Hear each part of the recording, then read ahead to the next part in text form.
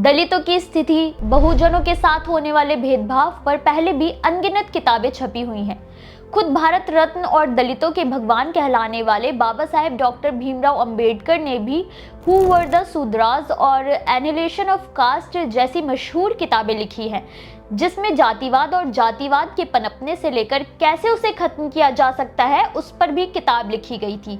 कई नामी ऑथर हुए जिन्होंने जातिवाद, भेदभाव और सामाजिक विचारधारा को लेकर काफी कुछ कहा है, लेकिन इन संगीन और संवेदनशील मुद्दों पर मीडिया की राय और बहुजनों के प्रति किस तरह का व्यवहार होता है उस पर चर्चा कम ही की जाती है। लेकिन 2026 में एक ऐसी किताब छपी है जिसमें मीडिया का नजरिया बहुजन समाज को लेकर कैसा है उसका पर्दाफाश किया गया है। इस किताब का नाम है बिहार की चौथी दुनिया, जिसे मशहूर लेखक अली अलवर ने लिखा है, जो असल में चौथे वर्ण यानी कि शूद्रों और भारत के चौथे स्तंभ मीडिया को केंद्रित करते हुए लिखी गई है। इस वीडियो में इस किताब का एक छोटा सा विश्लेषण करेंगे और साथ ही जानेंगे कि भारत की मीडिया का चौथे वर्ण को लेकर क्या अवधारणाएं हैं। नमस्कार, मेरा नाम है मोहिनी और आप देख रहे हैं भीमसेना। बिहार की चौथी दुनिया किताब 2026 में ही प्रकाशित हुई है, जिसे नोएडा के सेतु प्रकाशन ने प्रकाशित किया है।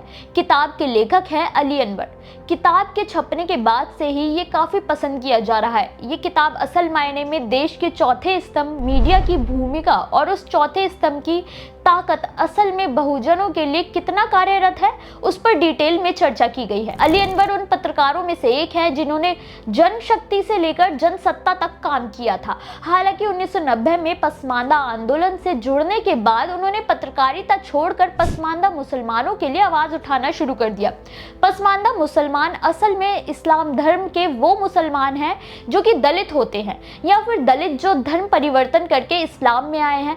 ये भले ही इस्लाम अपना ले, लेकिन ये हमेशा दलित ही रहते हैं। इन्हें पसमानदा मुसलमान कहा जाता है। अली अनवर ने बिहार में पसमानदा आंदोलन से जुड़ने के बाद दलित मुसलमानों की स्थिति पर भी मसावत की जंग 2001 और संपूर्ण दलित आंदोलन पसमानदा तस्वूर 2023 जैसी प्रसिद्ध किताबें लिखी हैं। अली अनवर मानते हैं कि जब उन्होंने बिहार में ग्राउंड रिपोर्टिंग शुरू की तो ये समझ पाए कि समानता की लड़ाई को आगे बढ़ाने के लिए केवल हिंदू बनाम मुस्लिम का फर्क दिखाकर नहीं जीता जा सकता है, क्योंकि धार्मिक आधार पर नहीं बल्कि जातिगत आधार पर भी भेदभाव झेला जा रहा है, जिसके कारण उन्हें पसमानदा आंदोलन जैसे मुद्दे से जुड़ने की प्रेरणा मिली। अपनी नई किताब बिहार की चौथी दुनिया में उन्होंने काफी बारीकी से कुछ ऐसे मुद्दों को उठाया है जो ये बताते हैं कि पत्रकारिता में भी निष्पक्षता नहीं है।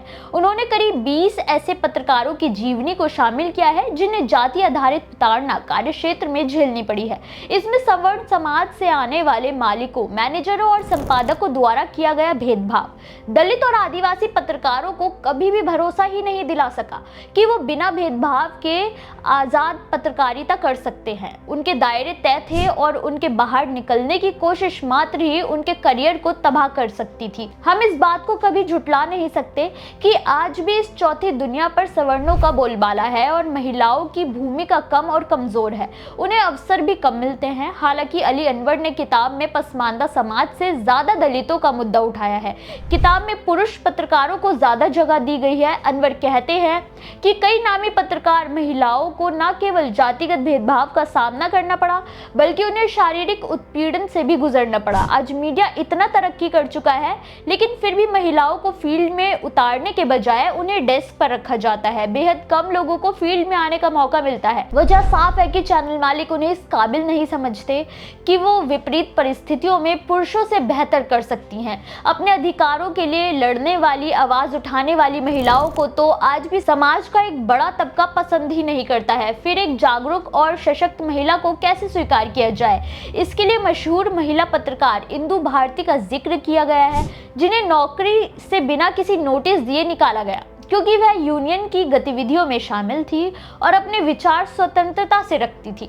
वहीं एक और आदिवासी समाज से आने वाले पत्रकार हेमंत के बारे में भी चर्चा की गई है, क्योंकि उन्होंने तब आदिवासी पिछड़े दबे कुचले लोगों के लिए लिखना शुरू किया था जब किसी निचली जाति के पत्रकार को अपने विचार लिखने तक की इजाजत नहीं थी। इस कारण सवर्णों ने उन्हें आदिवासी डोम कहना शुरू कर दिया। जातिवाद इतना प्रबल रहा कि औसत दर्जे के पत्रकारों को भी मौका मिलता, लेकिन इन काबिल दलित पत्रकारों की अवहेलना की जाती थी।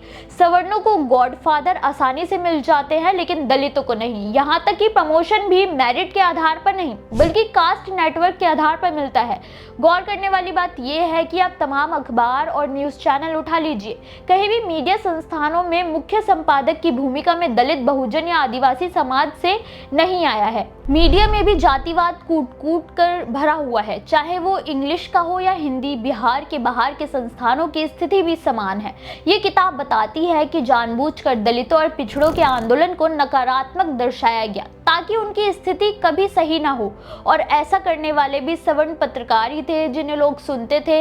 ये किताब आईना है पत्रकारिता के क्षेत्र में पिछड़े और आदिवासियों के प्रति उदासीनता का, जिसके कारण दबे कुचले वर्ग के लिए असल में कभी आवाज बुलंद करने की हिम्मत ही नहीं हो पाई। आपको भी ये किताब एक बार पढ़नी जरूर चाहिए।